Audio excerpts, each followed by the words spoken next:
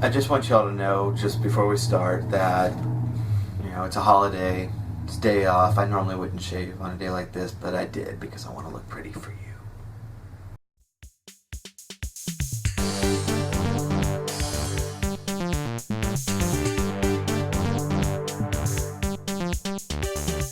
Alright everybody, so for the last couple of weeks I've been trying to figure out exactly how I want to approach talking about Star Wars.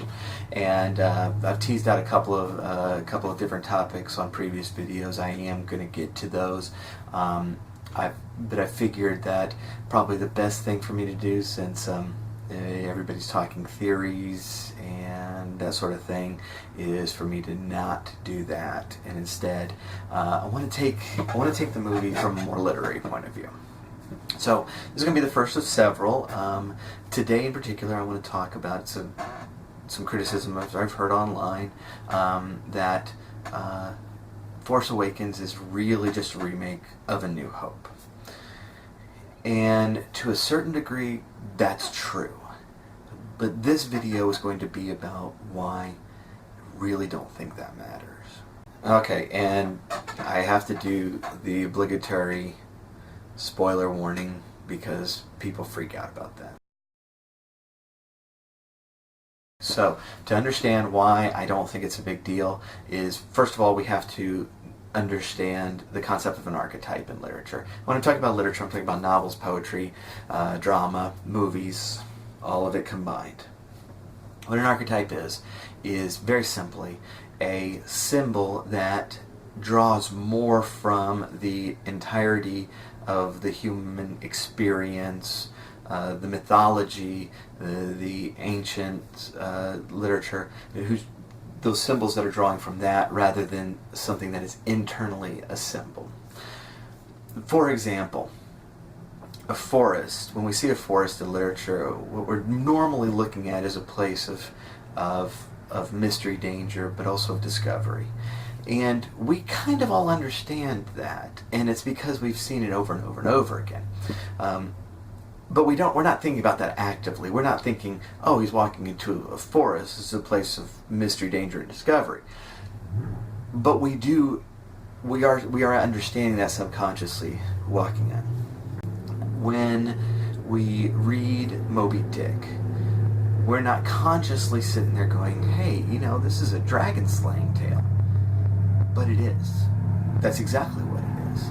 And it is drawing from those ancient imageries and bringing it into a modern day and telling that story from a new point of view.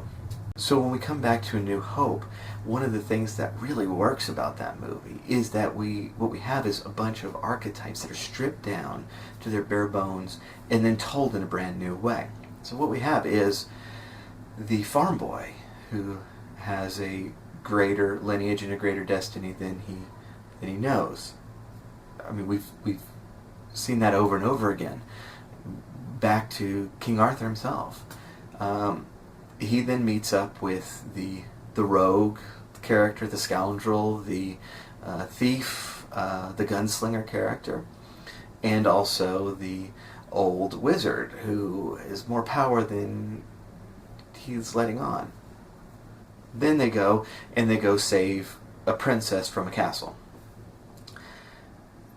We've read that story before. We've seen that story before. We've seen it 1,000 times. These are the foundations of Disney films. The draw of Star Wars is not in the originality of the story. The draw of Star Wars is the telling of the story. And that's totally legitimate. One of my specialties as an undergrad and a graduate student was Arthurian legend. And when you're dealing with Arthurian legend, you are dealing with the exact same story retold over and over and over again with only minor variations. But what you're really looking at it for is the telling of the story, not the story itself. And that is where the art comes in. So we all like the plot twist. We all like the surprise. But if that's the only thing that makes the movie good, then why is it that you like A New Hope? Because there isn't one. Yeah, there is an empire, but there's not one in A New Hope. What we like about New Hope is that It's this very old, familiar story that we've heard 100 times, but it is told in a spectacular new way. But I would then argue that we are very intentionally using these archetypes to start off all 3 trilogies. After all, The Phantom Menace is about the farm boy who has a greater lineage and destiny than he imagined, then meets up with a mentor who dies by the end. I mean, you can kind of see the pattern. So what I find interesting about The Force Awakens is what's different. One of the major things that's different is that the farm boy and the princess are now the same person. When we come to the familiar scene where Finn and Han are breaking into the castle to save said archetypical princess, we find that the princess has already saved herself. And that's because the princess is the farm boy who has the lineage and destiny greater than she imagined. And again, I'm not up on all the theories, but I hope we all agree that it seems like there's someone or something in the background kind of leading Rey down the path, right? Where the Millennium Falcon was right there, where the lightsaber was right there, that all of this, the map is right there, that it's all leading down somewhere. Now, whether that's Luke himself, whether that's the Force, whether that's the Force ghost of Yoda and Obi-Wan, I have no idea. We'll find that out. But it seems like we're more prepared this time. We got things lined up better this time. And it might be because we've done this one before. We know how this works. And so let's get everything in place so that it goes easier this time. Which brings me to the giant star killer thing itself.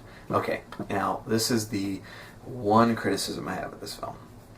That part of it was underdeveloped, and it was just a little too familiar. It seemed clear to me that we just wanted something bigger than the Death Star, but otherwise acted exactly like the Death Star. So that's one point where I'm gonna go, yeah, I'm kind of with y'all on the whole. That's a little close to New Hope, in a way that Phantom Menace was not as close to A New Hope. But all that being said, if that's the only part that I can point to and go, okay, that's just a little too close to for comfort, then I'm pretty okay with this film. Yes, we're talking about the same archetypes that we've been talking about for 6 movies. And most appropriately so, because if we stopped talking about these archetypes, then it would feel like a completely different type of movie. But we are telling it in a new way. One of the best things about this film is that you can look at it and it's very clearly a Star Wars film, but the battles are not mirror images of old battles. They're new, they're exciting. The space battle, the starship battles in particular, are just really great and exciting. And so we are telling this in a new way. The new characters are not carbon copies of previous characters. They're in the same situation, but they react differently. And so for example, we have Han Solo replacing Obi-Wan Kenobi, and Han and Obi-Wan are 2 very different characters. Rey is the new farm boy, but she is completely different in that role than either Luke or Anakin were before her. And so, all in all, I think they've done a great job breathing new life into this ages-old story. So if you have any comments about what's said so far, please let me know. But also please subscribe. We're going to be talking some more Star Wars in the very near future, and as well as some other topics that need bringing up. Otherwise, y'all have a lovely New Year's Day, and we'll see you soon.